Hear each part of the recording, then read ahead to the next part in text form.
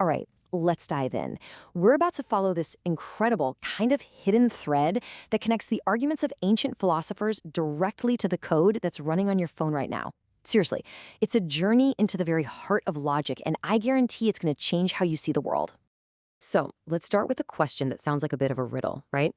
What could a mathematical proof possibly have in common with your phone? It seems like two totally different worlds. But trust me, by the time we're done here, we are going to uncover this deep, honestly astonishing connection between them. It's a link that completely reframes how we think about logic and technology. So for centuries, this has been the big one, the grand challenge.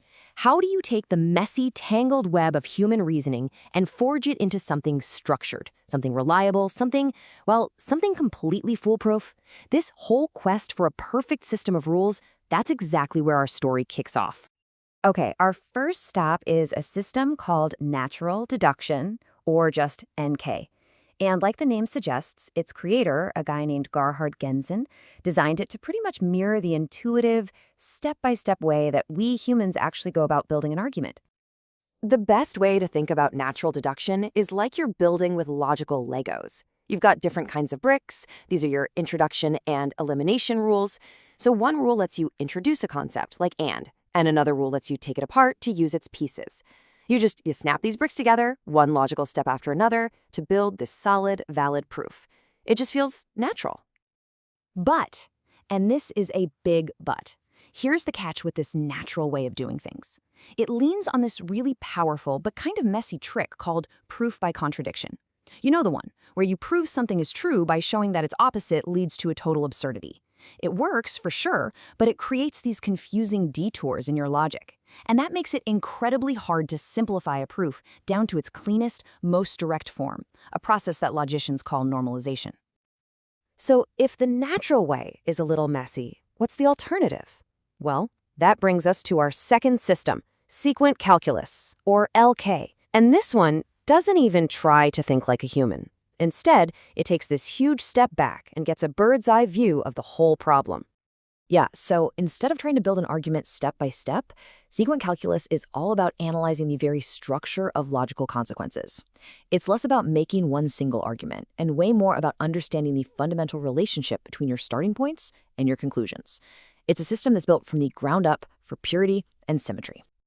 And this is where we get to LK's superpower, something called the cut-elimination theorem.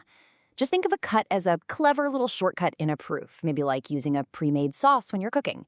Well, this theorem gives you a systematic way to break down every single shortcut, every pre-made element, until you're left with nothing but the most basic, fundamental ingredients.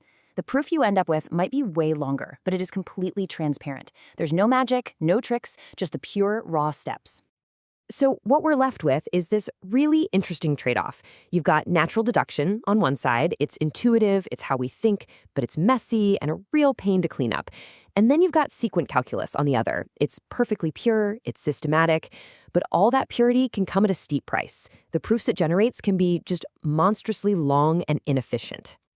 Now, just when you think you've got it figured out, it's just a choice between these two systems, a third, much more philosophical idea enters the picture. Bilateralism doesn't just give us a new method, it asks this really radical question that honestly shakes the very foundations of logic itself. You see, for the most part, logic has been obsessed with one thing, assertion, proving that something is true. But bilateral systems come along and say, hey, wait a minute, what about denial? They argue that the act of rejecting a statement is just as fundamental. The idea is that saying no isn't just the absence of a yes, it's a core logical act all on its own. And the goal here is to achieve this really beautiful, profound state of elegance called harmony. By creating a perfect, symmetrical balance between the rules you use for asserting a statement and the rules you use for denying it, bilateral systems are trying to build a logical framework that's just perfect. Internally consistent and complete in a way that the other systems really struggle with. Okay, so we've met our contenders. We've seen their strengths, their weaknesses, their philosophies. Now it's time for the moment we've been building up to. This is where this whole abstract quest for the perfect proof comes crashing right into our modern, digital world. This is it. This is the whole shebang. A formal, logical proof isn't just an argument on a piece of paper. It's an algorithm. It is a computation. It is a program. I'm going to say that again. A proof is a program. Just let that sink in for a second. This absolutely mind-blowing connection has a name: the Curry-Howard Isomorphism.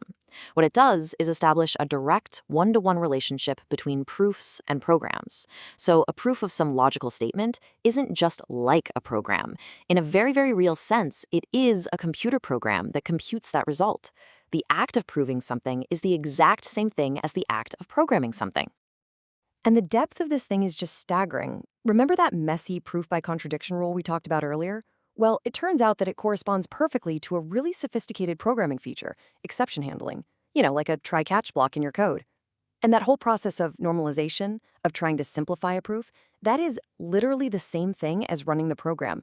The proof is the code, and simplifying it is just executing it. Wild, right? Okay, so I know we've been on a pretty abstract journey here. Let's bring it all back home and finally answer that question from the beginning. Why should you care about any of these deep philosophical squabbles about the nature of a proof? The answer is this. That centuries-long quest to create the perfect system for truth, well, it wasn't just some dusty academic exercise. It directly gave us the fundamental concepts that power our entire digital world. The programming languages in your apps, the compilers that turn that code into action, the systems that verify the chips in your computer, they are all direct descendants of this profound link between logic and computation. And this is where the real-world stakes become crystal clear. Remember that trade-off between pure and efficient proofs? This isn't just a theory. A cut-free proof can be what's called non-elementally larger. That's a fancy math way of saying so ridiculously astronomically bigger, it's hard to even write down the number. In the world of computation, this means choosing a pure logical system could lead to a program that is impossibly slow and gigantic. This isn't just an academic choice, it's a choice with billion-dollar consequences.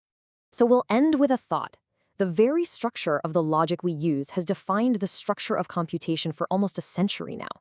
So as we start to develop new logical systems, maybe ones inspired by quantum mechanics or these new bilateral ideas, you have to ask yourself, what new forms of computation, what technologies that we can't even imagine today are just waiting to be born from the next evolution of human reason?